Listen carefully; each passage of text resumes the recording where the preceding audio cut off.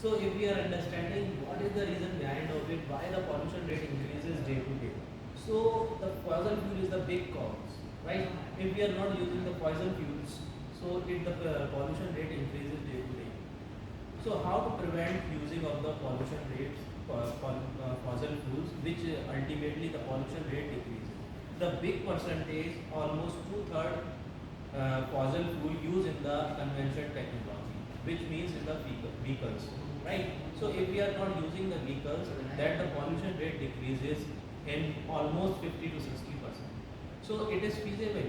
If we are not using the vehicle, it is not feasible nowadays. So we want to some another alternative, which is the electric vehicles. Nowadays we are using the electric vehicles in respect of the conventional technology, which is the IC engine and EC engine.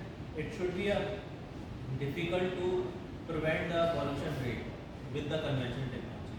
So definitely we are moved to the some green and clean energy, which is electric vehicles. So we are moved to our presentation abstract.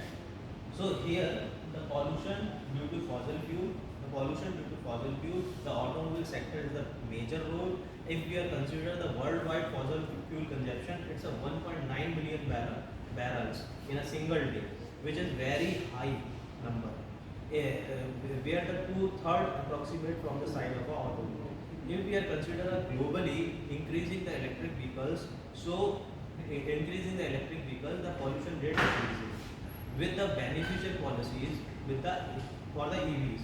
That's why the consumer need the EVs, and it should be a zero emissions pollution, right? So what is the difficulties to implement the EVs? There are the batteries, mainly batteries. If we are using the lithium ion battery, it is almost one of the all traction batteries, but there is a quite difficult with the temperature point of view. If the temperature is not a narrow limit, so the lithium ion battery not give the optimum result.